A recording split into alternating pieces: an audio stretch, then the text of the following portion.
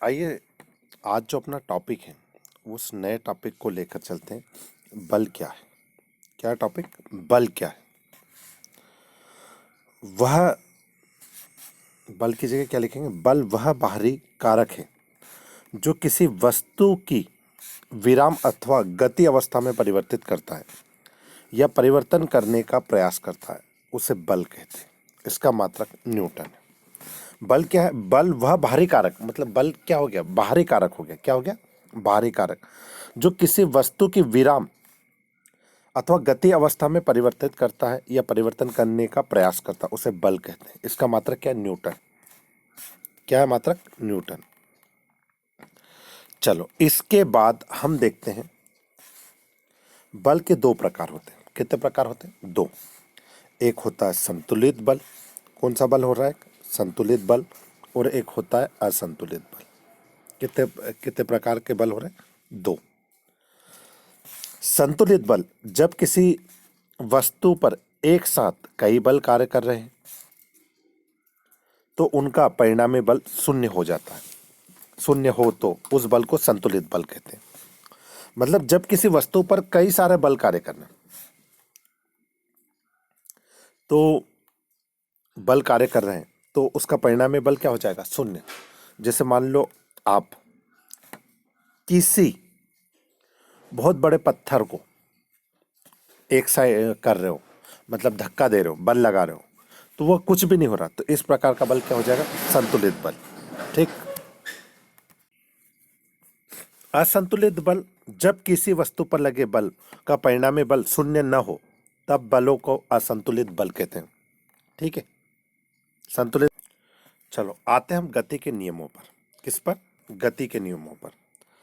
आप सभी ने गति के नियमों का नाम सुना होगा। न्यूटन के गति के तीन नियम, जड़ से क्रिया जिसे कहते हैं। क्या कहते हैं? जड़ से क्रिया। प्रथम नियम, यदि कोई वस्तु विराम अवस्था में है, कौन से अवस्था में? विराम अवस्था में है या समान वेग से गतिमान है, तो उसकी विराम अवस्था या समान गति की अवस्था में परिवर्तन तभी होता है जब उस वस्तु पर कोई असंतुलित बल कार्य करता है। इसी नियम को लॉ ऑफ इनर्शिया या जड़त्व का नियम या गैलीलियो का नियम कहते हैं। तो कितने बार एग्जाम में ये पूछा जाता है गैलीलियो का नियम।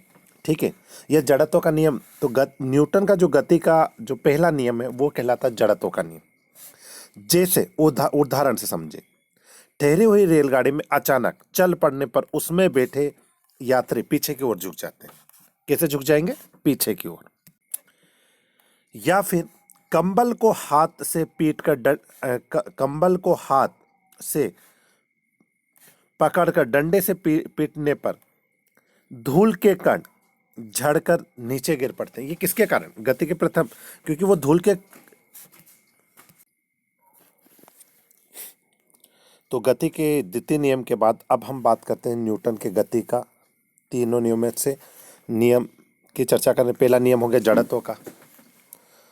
सेकंड नियम है द्वितीय नियम। किसी वस्तु पर लगाया गया बल, किसी वस्तु पर लगाया गया बल F उस वस्तु के द्रव्यमान m तथा वस्तु में उत्पन्न त्वरण के गुणनफल के अनुकमानुपाती होता है।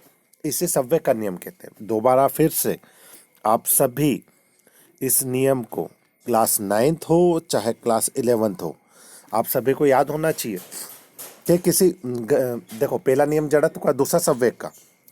किसी वस्तु पर लगाया गया बल उस वस्तु के द्रव्यमान तथा वस्तु में उत्पन्न त्वरण के गुणनफल के अनुकमानुपाती होता है। इसे ही संवेग का नियम कहते हैं। किसका नियम कहते हैं? संवेग।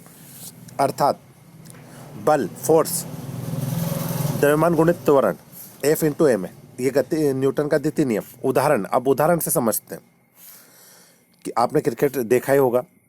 क्रिकेट खिलाड़ी द्वारा गेंद को पकड़ने पर हाथ पीछे करना। जब भी क्रिकेट खिलाड़ी कोई गेंद को पकड़ेगा, आप आईपीएल देखो या T20 देखो या वर्ल्ड टेस्ट मैच देखो, ठीक है, मैच भी अच्छा है, रोमांचक मैच होते हैं, उसमें कभी भी कोई जो खिलाड़ी रहेगा ना, कैच करेगा या आप खुद भी कैच करोगे तो आपको क्या लगेगा? थोड़ा सा कैच करते वक्त हाथ पीछे की ओर। क्यों?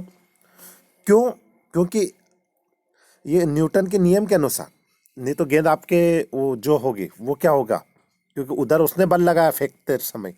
ठीक है, बल त्वरण के गुणनफल के अनुपाती होता है। ठीक है, क्रिकेट बल्लेबाज द्वारा गेंद को 45 डिग्री के कोण पर मारना चाहिए ताकि गेंद अधिक दूरी पर तक जाए। ठीक, और तीसरा नियम जो गति का, वो तो बहुत जबरदस्त है, न्यूटन के तीनों नियम। तृतीय नियम,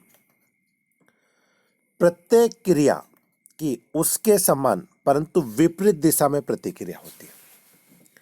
प्रत्येक क्रिया की उसी के समान परंतु विपरीत दिशा में प्रतिक्रिया होती है, मतलब क्रिया और प्रतिक्रिया।